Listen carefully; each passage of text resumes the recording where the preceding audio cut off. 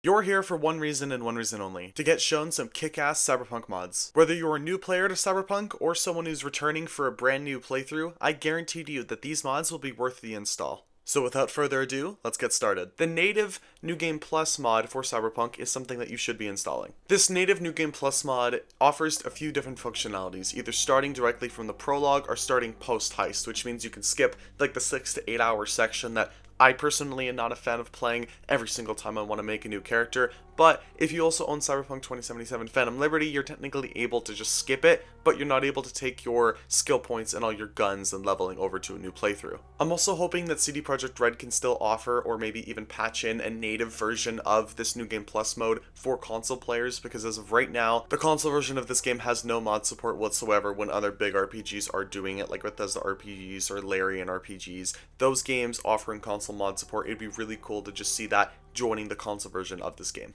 This next mod that we're taking a look at is called Hardcore 22v2. This mod claims to completely rework the combat system from the ground up, which is a pretty ambitious goal considering this game has a lot of combat systems. This mod basically evens the playing field for you and the enemies and gangs you'll be taking on while participating in the combat of Night City. This mod makes the combat much more realistic, so you will die just as easily as enemies can. The mod relevels guns so that a point-blank shot to the head with a shotgun actually does what it's supposed to do: blow their head off. Health in the game has already been reworked as well for all human enemies in the game, basically setting all health to 100, excluding any bosses like, for say, Atom Smasher. It sets weapon damage to accurate numbers to coincide with these changes as well, and upgrading weapons is now much more important. They provide minimal damage upgrades, but in a situation where enemies are going to be doing the same damage as you, you will need every little single bit of benefit to these combat sections. With this mod installed, you will die very easily in a firefight, so of course you are required and recommended by the creator of this mod to invest into cyberware to unlock better equipment and armor, and even the many boxing fights in the game that CDPR has added and has let you replay have been reworked, so you may still need to use the famous gorilla arms to take these fighters down, because I remember from launch that using gorilla arms was the only way to take those boxers down. With Cyberpunk 2077 having one of the best and most robust combat systems in an FPS/RPG, I do commend this modder for the work that they have put into this mod and recommend that you all install it. It seems like they've put a lot of work into it, and just go check it out. The next mod we're taking a look at is called New Lifepath Intro. This mod is a really basic one. All it does is basically lets V return to Night City as an ex-corpo and as an ex-nomad, meeting up with Misty, Jackie, and Victor, picking you up from the orbital air terminal in Night City. This allows you to actually use both the nomad and corporal dialogue options in all of the quests, so basically if you want to have both options, you're able to use those options. Perfect for a new playthrough if you don't want to miss out on any of those options, or if you're just starting the game as well, you're able to really do a 2-in-1. The next mod we're taking a look at is called Responsive NPCs. Like in games like in Fallout and the Elder Scrolls, for example, NPC characters react to your actions and other factors that the player is participating in. Driving certain gang cars in this mod will affect detection rates between friendly and enemy gangs, with a disguise system being introduced with this mod as well. NPCs can react based on your outfit being worn, depending on gang or corporal affiliation. With this mod installed, NPC characters will react to what V is wearing or not wearing when they are carrying heavy weapons, and even some vehicle reactions as well, where NPCs will actively work to react and move away from being hit by the player. Drunk driving can earn detection from the NCPD, and the best part of this mod, in my opinion, when honking at some NPCs, they can honk back in a fit of rage. This mod, I feel like, is a really unique one, as it's something that I feel like CDPR really messed up on when creating Cyberpunk 2077, how NPCs don't react to what we're doing or to what we're wearing. It's something that I feel like should have been there, or that they should have patched in over time, but I'm really happy to see that modders have put in that effort and work.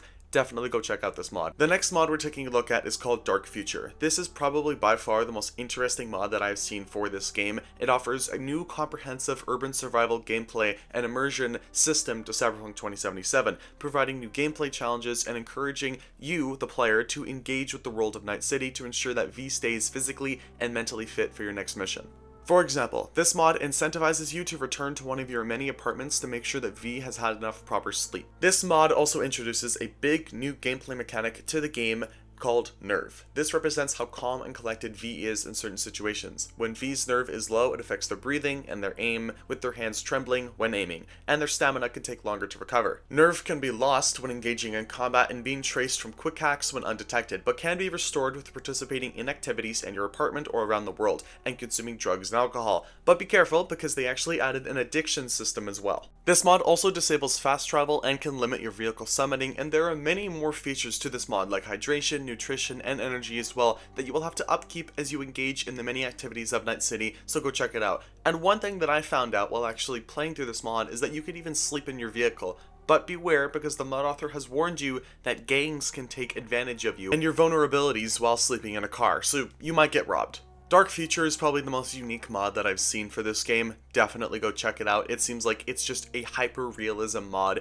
especially since you do have to eat, sleep, and drink. I'm super excited to have a new playthrough going through with this mod to see how much it actually changes the core game.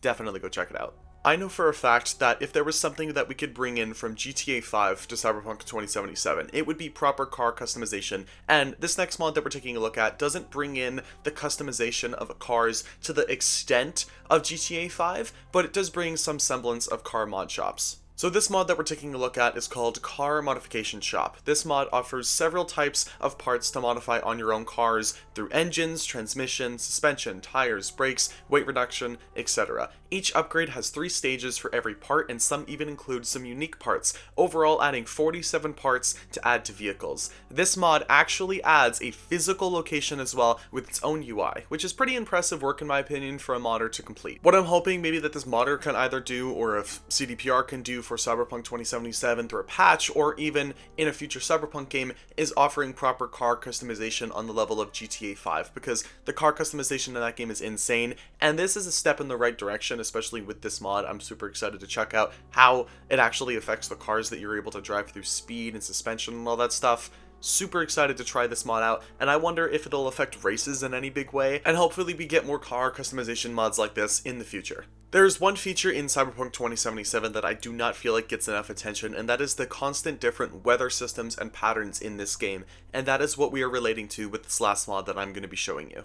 The last mod that we're taking a look at is called Nova City. Nova City is a unique weather and lighting mod that breathes new life into Night City, creating completely new and custom weather states and probability balances and particle effects for the game. There are also more recommended mods that the mod author has linked in their own mod, so if you'd like to go expand on this Nova City weather mod, you can find it on the page that I'm linking in the description down below. And those are the 7 amazing mods that I have shown you today that can assist you in replaying Cyberpunk 2077 in 2025, or if you're a brand new player to the game and you want to get the best possible experience with hyper-realism mods or some immersion mods or anything else, these 7 mods are going to help you do that. I've been playing with them for the past few hours after finding them out. They're really fun. I've really enjoyed them. So again, if you want to go install them, all of them are in the description down below. But if you did enjoy this video and want to see more Cyberpunk modding content like this, if you want to see just videos on Cyberpunk 2077 in general, consider leaving a like, sharing, commenting, and subscribing if you so choose to. Thank you all for watching this video, and I will see you guys in the next one.